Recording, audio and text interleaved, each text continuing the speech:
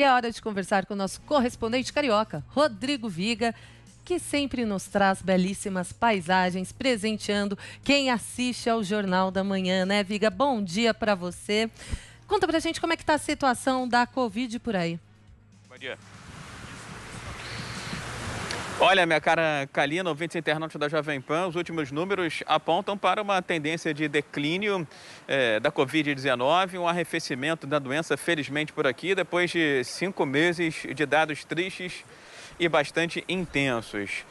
Embora os números absolutos ainda sejam bastante expressivos. Nas últimas horas, por exemplo, foram mais 83 mortes e também mais 3.047 casos, levando o Rio de Janeiro para mais de 185 mil casos e 14.295 óbitos. Porém, quando você pega aquela outra mensuração, aquela outra métrica, né, orientada, recomendada pelos médicos especialistas, da média móvel semanal, você tem, nos últimos 7 dias, uma média diária de óbitos de 66 mortes, o que dá uma queda de 43% em relação a 14 dias anteriores. Apesar dessa tendência forte de queda, de declínio, médicos e especialistas dizem que não dá para relaxar, porque agora tem muito mais gente nas ruas com flexibilização de quarentena e distanciamento social. É preciso ficar sempre atento, viu, Karina?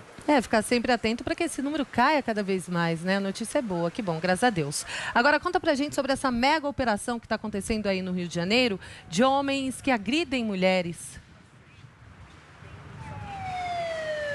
É uma covardia, né, minha cara Kalina?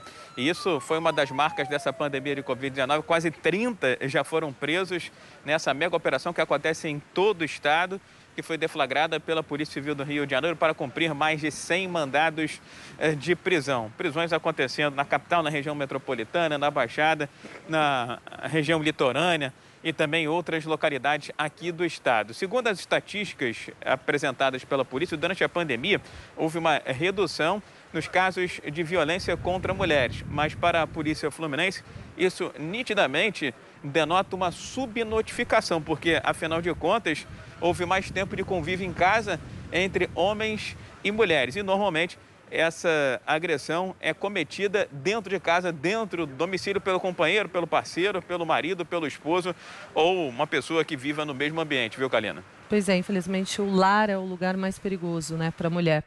Agora, Viga, tem muita gente com medo da delação do doleiro dos doleiros, Dario Messer, não é mesmo? Exatamente. Quando a gente fala do Dario Messer, que homologou o acordo de colaboração premiada, chama a atenção o tempo que ele vai ficar preso, né, mais de 18 anos, e o volume que ele vai devolver às autoridades, quase R$1 bilhão. Você está devolvendo R$1 bilhão, né, minha cara Kalina? Imagina quanto não deve ser o patrimônio e quanto eventualmente ele não teria desviado. Agora, a gente, quando pensa no Dario Messer, faz logo uma alusão, uma referência ao Sérgio Cabral. Esse aí não pode estar com medo porque, enfim, já está preso há 4 anos e já foi condenado a quase 300. Os outros políticos aqui do Rio de Janeiro que teriam usado aí dos favores, da experiência no mercado de câmbio, de dólar cabo, é que estão preocupados com essa homologação do acordo de colaboração premiada. E não são só políticos, não. São pessoas físicas, são empresas, são empresários, porque o doleiro dos doleiros não tem esse apelido à toa. Ele atuava há muitos e muitos anos, inclusive o pai dele era doleiro e deixou como legado toda essa experiência no manuseio de dinheiro de terceiros, viu, minha cara Kalina? Que bela herança, não é mesmo, Rodrigo Viga?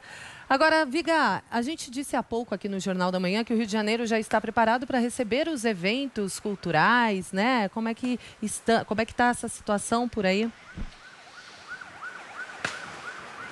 Agora há pouco, começou também, inclusive, um processo de sanitização ali atrás, ó, lá no Cristo Redentor, de higienização, Comando Conjunto Militar do Leste, militares das Forças Armadas, porque no sábado esses equipamentos turísticos vão voltar a abrir no Rio de Janeiro. No sábado começa a 6ª fase desse processo de reabertura aqui na capital. E as fontes da Jovem Pan dizem o seguinte, que os equipamentos culturais que estão fechados desde o mês de março e sofrendo por conta das consequências da pandemia, devem ser autorizados a reabrir. No entanto, cinema, teatro e afins e outros vão ser autorizados, segundo essas mesmas fontes, a abrir, a funcionar com, no máximo, 1/3 da capacidade.